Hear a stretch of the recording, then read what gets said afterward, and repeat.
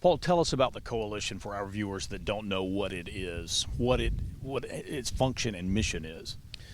The coalition has been around for about 9 years now. Our mission is to improve the agricultural relations between the United States and Cuba. Ultimately, what we're looking to do is end the embargo, allow us to increase our agricultural exports to the island, normalize our trade relations. Cuba Agricultural Conference is about getting producers, farmers in the United States and farmers in Cuba together. Here we are in the field. There's no better experience than having two producers, two farmers get together to exchange know-how, to get to understand each other better, and also how we can improve our friendship relationships and our commercial relationships. That's the heart of why we come down to Cuba.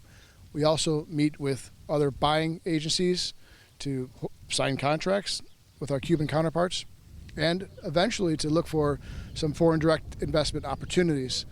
That seems to be a new opportunity the Cuban government has frankly been talking about for too long. But given the message that we heard last night, I believe that is a course that they've accepted. And so if they want to privatize part of their economy, the United States should move into that space. That's what we do all around the world. Cuba should be no exception. You've told me the embargo for 60 years hasn't worked. Does agriculture in the U.S. share that sentiment, you think? I do. I mean, we need some common sense to this idea of the embargo. After 60 years, whatever we have initially attempted to do, set out to do, has not worked. We have no influence here in Cuba. We do export food to Cuba, but we only export about 15% of what Cuba purchases from global suppliers on the world. Clearly, there's much more that can be done given the cultural, familial, historical, and agricultural ties between our both countries. So I would say that the embargo has been a failure. For U.S. farmers, what's the biggest opportunity? I know Georgia's exporting a lot of poultry here. Are there other opportunities like that for other states across the country? Absolutely. I mean, you mentioned poultry. Right now, Cuba's consumption of poultry represents about 40% of the protein needs of a Cuban diet.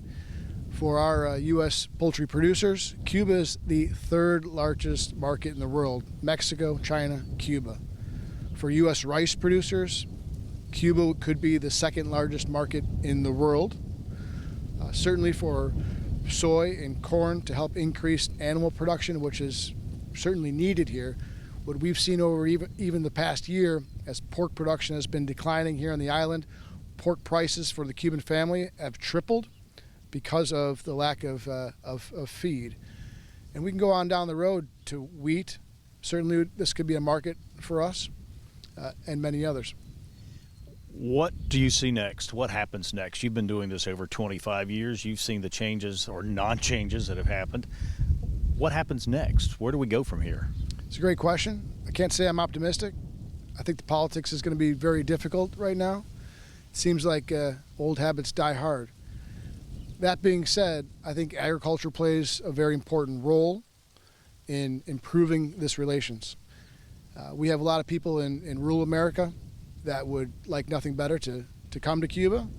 I'm sure they'd like to be able to drink some Cuban rum, smoke some Cuban tobacco, and be able to see how farmers produce, help their neighbors out while increasing their export trade.